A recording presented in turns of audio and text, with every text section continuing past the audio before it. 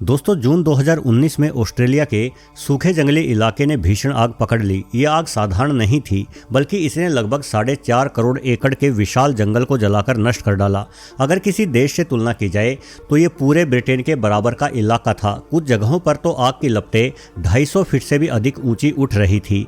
महीनों तक काबू करने की कोशिश के बावजूद भी ये आग फरवरी 2020 यानी 8 महीनों तक अपनी पूरी तीव्रता के साथ जलती रही और ऐसा लग रहा था कि मानो अब ऑस्ट्रेलिया के जंगल ही पूरी तरह से तबाह हो जाएंगे। परंतु फरवरी 2020 के मध्य में ऑस्ट्रेलिया के पूर्वी तट पर पिछले 30 वर्षों की सबसे भारी बारिश शुरू हो गई और जिस काम को इंसान इतने महीनों से करने में असफल थे, प्रकृति ने वो कार्य कुछ ही दिनों में कर दिखाया। भारी बारिश के कारण आखिरकार आग बुझ गई, लेकिन उस भीषण आग के बाद भी एक ऐसी दर्दनाक दास्तां पीछे छूट गई जिसे सुनकर किसी भी संवेदनशील इंसान की रूह कांप सकती है।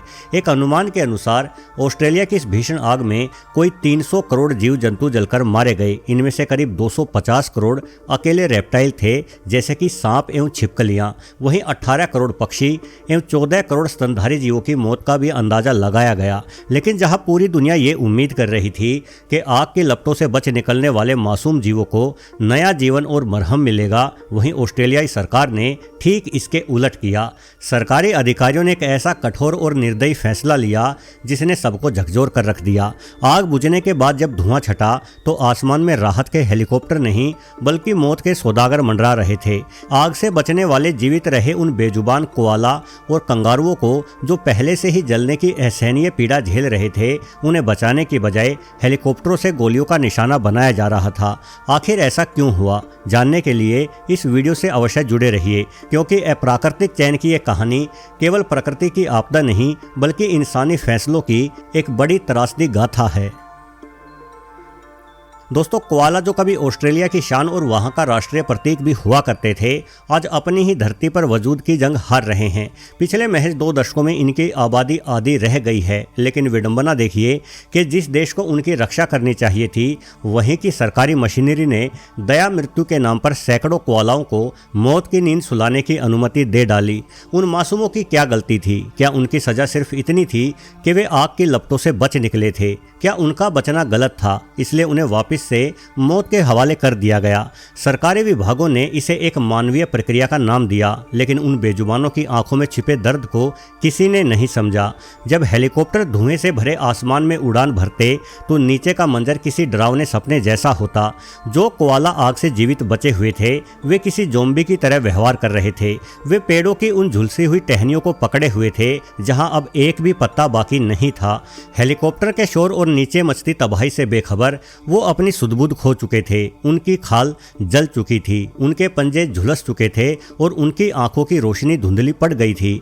विशेषज्ञों का तर्क था कि इन जानवरों का शरीर इतना टूट गया है कि वो अब कभी भी अपने प्राकृतिक जीवन में वापस नहीं लौट पाएंगे, इसलिए उनके लिए जीवित रहना मर जाने से भी अधिक दर्दनाक था। यही वजह रही कि बेचारे उन कोआलाओं को गोली मारना ही सबसे अंतिम और रहमदिल विकल्प हम इंसानों द्वारा माना गया।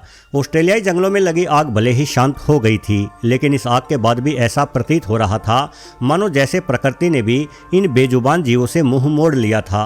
ऑस्ट्रेलिया के यूकेलिप्टस के पेड़ जो कोआला के लिए घर और भोजन दोनों थे, आग पकड़ते ही किसी विस्फोटक की तरह जल गए। जब ये पेड़ खाक हो गए तो इन जानवरों के पास न छिपने की जगह थी और न ही भूख मिटाने का कोई जरिया। प्यास और भूख से तड़पते ये मासूम जब जमीन पर उतरे तो वहां भी उन्हें केवल राख और जली हुई लकड़ी से बना गर्म कोयला ही मिला। ऊपर से आग बुझाने के लिए आसमान से गिराए गए रासायनिक पदार्थों ने बचे खुचे पानी और पत्तों को भी जहरीला बना दिया था। ये नन्हे जीव जो कुछ भी खाते या पीते, वो सब उनके शरीर के भीतर एक धीमा जहर बनकर उन्हें मौत के और करीब ले जा रहा था। ऐसे में जानकारों ने यह तय किया कि इससे पहले ये जीव तड़प तड़प कर धीमी मौत मरे, इन्हें अचानक से गोली मारकर आसान मृत्यु देना कहीं अधिक उचित है और हेलीकॉप्टरों द्वारा शूटिंग शुरू हो गई। हालांकि शूटिंग प्रक्रिया को लेकर विशेषज्ञों के बीच एक गहरा मतभेद भी रहा। कई लोगों का मानना था कि चलते हुए हेलीकॉप्टर से निशाना लगाना कभी भी सटीक नहीं हो सकता, इससे जानवर तुरंत मरने की बजाय और अधिक घायल होकर तड़प सकता है। लेकिन अधिकारियों के पास भी अपना ही कड़वा सच और मजबूरी थी। असल में जंगल की जमीन इतनी अस्थिर हो चुकी थी कि वहां पैदल जाकर किसी जानवर को बचाना असंभव था। जलते हुए पेड़ किसी भी पल गिर सकते थे और जमीन के नीचे दबी आग इंसानों के लिए मौत का जाल थी। ऐसी स्थिति में एक अनुभवी पशु चिकित्सक और शूटर की टीम के लिए हेलीकॉप्टर ही एकमात्र रास्ता बचा था जिससे वे इस महाकरुणा के कार्य को अंजाम दे सकें और उन बेजुबानों को ऐसी अंतहीन पीड़ा से मुक्ति दिला सकें।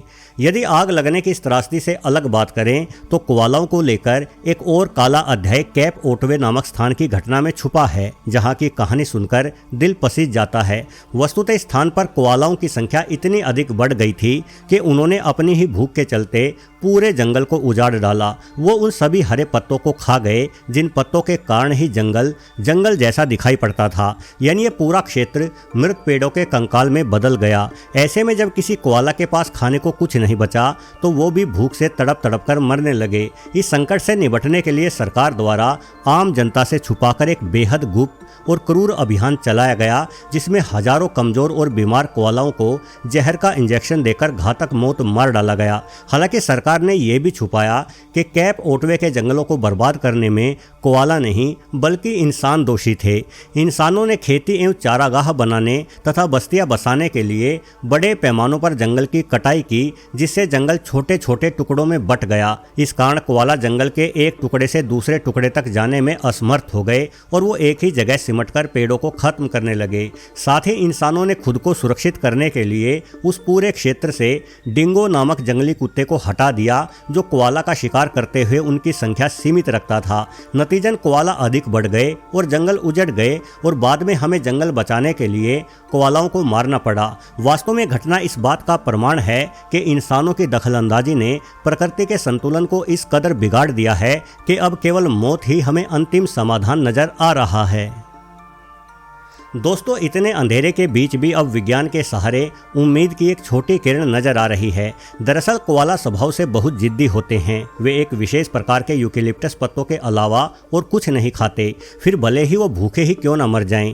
यही वजह है कि शोधकर्ताओं ने इस चुनौती का सामना करने के लिए एक अनोखा रास्ता निकालने की कोशिश की है, जिसे फेकल ट्रांसप्लांट कहा जाता है। इस तकनीक के जरिए एक कोआला के पेट के सूक्ष्म जीवों को दूसरे कोआला में डाला जाता है, जिससे उनके पाचन तंत्र में बदलाव आता है और वे अन्य प्रकार के पेड़ों की पत्तियां खाने के भी काबिल हो जाते हैं। ये शोध भविष्य में उन कोआलाओं के लिए वरदान साबित हो सकता है जिनके अपने घर आग में उजड़ चुके हैं। ऐसे में ये मासूम जीव नई जगहों पर जाकर खुद को जीवित रखते हुए एक नई शुरुआत कर सकते हैं। इस प्रयोग के शुरुआती नतीजे बेहद ही सकारात्मक रहे हैं। जिन कोआलाओं के साथ प्रयोग हुए वे अब बड़ी ही आसानी से यूकेलिप्टस के अलावा भी दूसरे पेड़ों की पत्तियां खा पा रहे हैं और उन्हें हजम भी कर रहे हैं। वैसे ऐसा नहीं है कि ऑस्ट्रेलिया में केवल कोआला ही जंगल में लगी आग के कारण मुसीबत झेल रहे हैं। जैसा कि मैंने पहले ही बताया कि वहां जान गंवाने वाले जीवों की संख्या करोड़ों में थी, परंतु सभी का जिक्र किया जाना संभव नहीं है। लेकिन मैं ऑस्ट्रेलिया के राष्ट्रीय पशु कंगारू का जिक्र अवश्य करना चाहूँगा, जिनकी कहानी भी कोआला से कम मार्मिक नहीं है। आग के बाद बचाव पर जंगल में निकले लोगों ने पाया कि अनेकों कंगारू अपने जले हुए पैरों के साथ भागने की कोशिश कर रहे थे। कंगारुओं की ये सहज प्रवृत्ति होती है कि वे आपदा के बाद भी अपनी पुरानी और परिचित जगहों पर वापस लौट आते हैं, जहां की जमीन अभी भी दहक रही थी। यही वजह है कि कंगारू इस आग में 2 बार झुलस रहे थे। उनके घाव इतने गहरे हो जाते कि उनकी जान बचाना भी नामुमकिन होता। अकेले जनवरी के महीने में सैकड़ों कंगारुओं को उनके घावों की असहनीय पीड़ा के कारण गोलियों से मारना पड़ा। ये वो जानवर थे जो अपनी उछाल और ऊर्जा के लिए जाने जाते हैं, लेकिन आज वो लाचार होकर जमीन पर रेंग रहे थे। एक तरफ जहां पूरी दुनिया आग से जूझते ऐसे जानवरों के लिए आंसू बहाती है और झुलसे जानवरों को बचाने के लिए करोड़ों का दान देती है, वहीं दूसरी तरफ ऑस्ट्रेलिया में एक बहुत बड़ा वाणिज्यिक उद्योग फल फूल रहा है, जिसमें हर साल लाखों कंगारुओं को कानूनी तौर पर उनके मांस और खाल के लिए मार डाला जाता है। इन जानवरों की खाल से महंगे जूते और दस्ताने बनाए जाते हैं एवं मांस से बने उस पहनावे को इको फ्रेंडली बताकर दुनिया भर के बाजारों में बेचा जाता है। असल में जहां पूरी दुनिया में जानवरों की संख्या घट रही है और उन्हें बचाने के प्रयास हो रहे हैं, वहीं ऑस्ट्रेलियाई सरकार का ये कहना है कि उनके देश में साल दर साल जानवरों की संख्या बढ़ती जा रही है एवं संतुलन बनाने के लिए उन्हें मारना पड़ता है। यही कारण है कि ऑस्ट्रेलिया में आग में मामूली रूप से झुलसे कंगारुओं को भी बचाने की कोई कोशिश होती नहीं दिखी। वस्तुतः आज ऑस्ट्रेलिया के ये मासूम वन्यजीव एक ऐसे मोड़ पर खड़े हैं जहां हर रास्ता उन्हें विनाश की ओर ले जाता ही दिखाई दे रहा है। जलवायु परिवर्तन के कारण जंगल की आग अब एक नियमित घटना बन चुकी है और इंसानी बस्तियों के विस्तार ने जानवरों के घरों को टुकड़ों में बांट दिया है। पर्यावरण के जानकारों की ये मांग है कि आग जैसी आपदाओं के बाद कम से कम कुछ समय के लिए इन जानवरों के व्यावसायिक शिकार पर रोक लगनी चाहिए, लेकिन ऐसा भी नहीं हो पा रहा है।